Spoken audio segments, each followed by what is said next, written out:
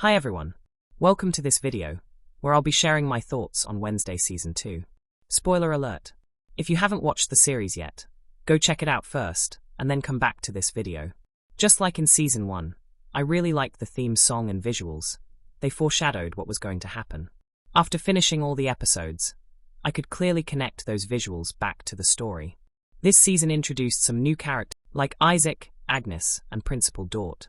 Each character played their role really well. Wednesday was great this season too. I wanted to see more of her ability as she mastered it, but we couldn't see as she lost it. I really liked how she was willing to go to any length to protect Enid and her family. I also found it funny that Principal Weems became her spirit guide, and I hope we get to see more of them in the future. I loved how Wednesday tracked down the P*Ico as a hobby during her summer vacation. Of course, you can't expect anything less from an Addams family member. At first, I thought the whole season would focus on that, but it was just the beginning. I wish Enid had more screen time. I'm happy that she had a bigger role in Part 2 compared to Part 1. It was so cool that she saved Wednesday at the finale, just like in Season 1. She couldn't abandon her friend, and I respect that so much. I do worry about her now, though, since she's fully a werewolf. Now Bianca and her mom. I honestly felt so bad for them. The way Principal Dort treated them was just unfair. I was surprised when it turned out he was the mastermind behind the morning song. I always wondered why he had such a grudge against Bianca. I didn't like his character from the start. He wasn't even the main villain, but he still managed to be annoying.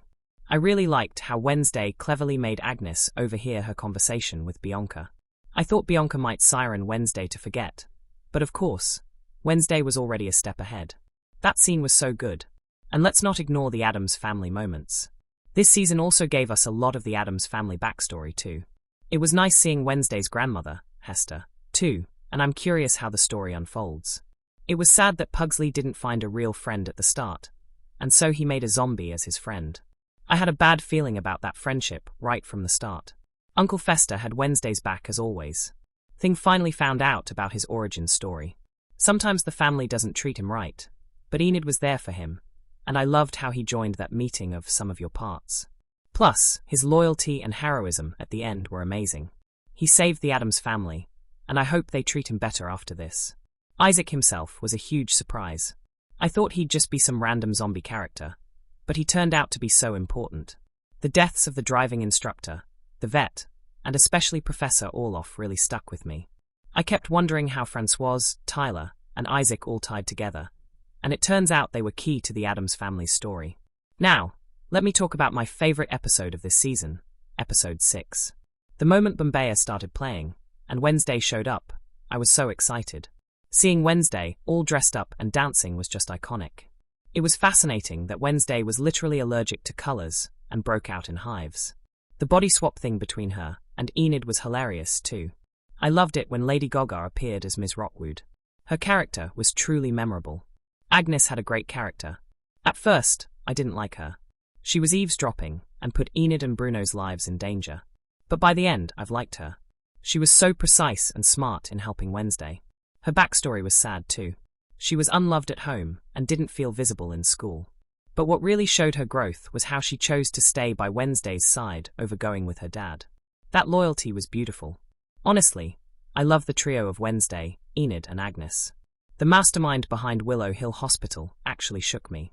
I was sure it wouldn't be Dort, Ms. Capri, or Dr. Fairburn, since that felt too obvious. So, Judy really surprised me. By the end of the series, Tyler is with Ms. Capri, and I think there's definitely more to explore with her. Why did she invite him to the community? Is it another scam like Morning Song? And Gideon? I thought he'd play a bigger role since his name kept coming up. But no, he was gone in a few minutes. I liked how the season wrapped things up too. Not everything, but most of the storylines felt complete. I was surprised to see Gomez, Morticia, Isaac, and Francoise all tied together. That crow with the eye camera at the end really got me thinking. Since Judy died, shouldn't the crows lose their master? If they're still monitoring on Wednesday, then maybe there's another avian who we'll see next season. Also, I'm not convinced Ms. Thornhill is gone. I think what we saw was just her unconscious state, and she'll probably return. We couldn't get to see Xavier this season. Hopefully next time. And I'm really curious about Aunt Ophelia. At first, I thought she was no more. But no, she was locked away in her mother's basement. All we know is she misused her visions, got black tears, and ended up at Willow Hill Hospital. But what exactly happened? That's still a mystery. Let's wait and see until next season. Thank you for watching.